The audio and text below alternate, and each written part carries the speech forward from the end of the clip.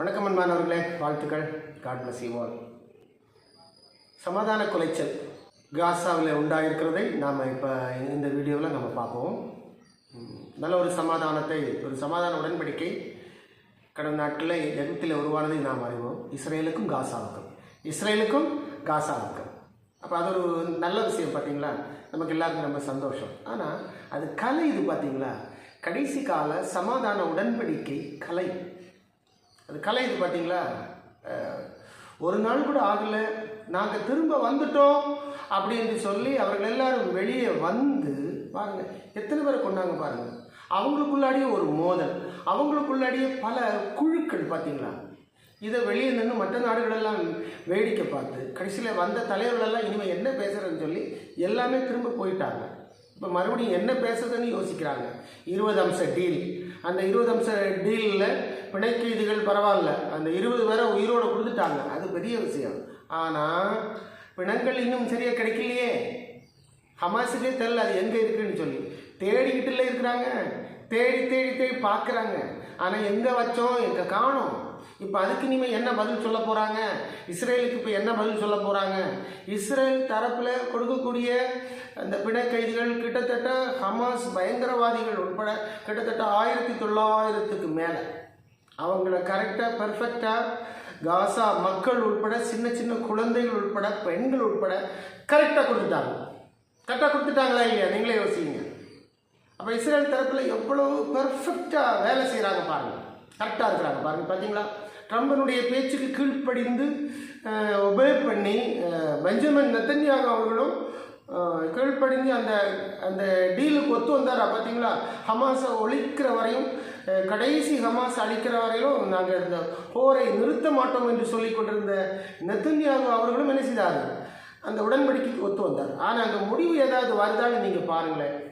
கடைசி காலத்தில் பூமியிலிருந்து சமாதானத்தை எடுத்து போடும்படியாக ஒரு தூதனுக்கு அந்த அதிகாரம் கொடுக்கப்படும். சிவப்பு குதிரையில ஏறி வருகின்ற ஒரு தூதன், அவன் பூமியிலிருந்து சமாதானத்தை எடுத்து போடுவானாம். அவனுடைய கையில் ஒரு பெரிய பட்டயமும் இருக்குமா, ஒரு பெரிய பட்டயமும் இருக்குமா. அப்போ இது எதை குறிக்கிறதுன்னு சொன்னால், சமாதானத்தை கூட பூமியிலிருந்து எடுத்து போட அதற்கு ஒரு தூதனை அனுப்பி தேவனால் அதையும் மாற்ற முடியும், அதையும் எடுத்து போட முடியும் என்கிற ஒரு கால அளவைத்தான் நாம் இங்கு பார்க்கிறோம். அப்படி சமாதானத்தை இந்த பூமியிலிருந்து எடுக்கும் பொழுது யாருடைய உள்ளத்திலும் சமாதான எண்ணம் வரவே வராது.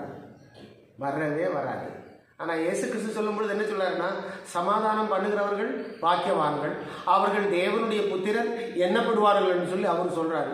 அது புதிய ஏற்பாடு முடிஞ்சு வருகின்ற கிட்டத்தட்ட அந்த 95-99 பாயிண்ட் பக்கத்தில் வர வரைக்கும் தான் அதுக்கப்புறம் சமாதானம் எடுபட்டு போகும், எடுத்துக்கொள்ளப்படும், மாற்றப்படும்.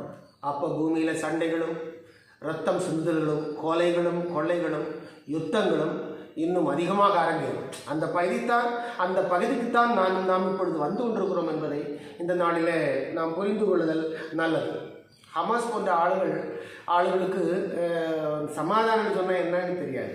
அவங்களுக்கு சமாதானம் என்பது குரங்கு கையில் கிடைச்ச பூமாலை மாதிரி பாருங்கள். பூமாலையை பிச்சு போடுற மாதிரி அவங்க சமாதானத்தை பிச்சு போட்டு கடைசியில் அந்த நாரை மட்டும் என்ன பண்ணுவாங்க, காட்டி கொடுப்பாங்க, பூவை காணும் அப்படிம்பாங்க.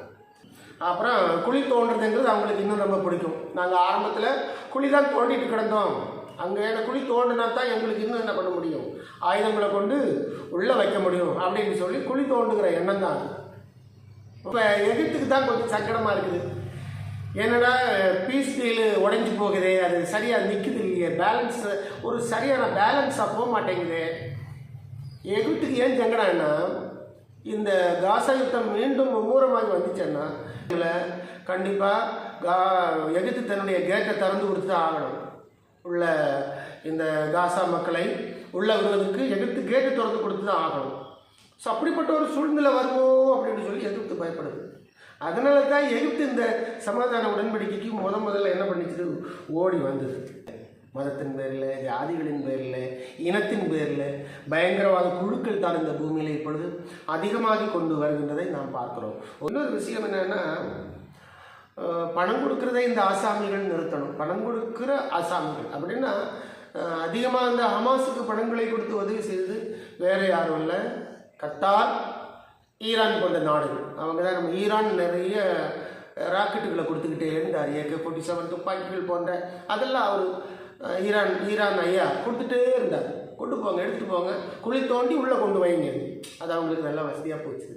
கூடவே பணம் இதான் நல்லா சந்தோஷமாக என்ன பண்ணுங்க, வேலையெல்லாம் செய்ய வேண்டாம், பணம் தானே தரேன் அப்படின்னு சொல்லி கூடவே பணங்களையும் கொடுத்தார்கள்.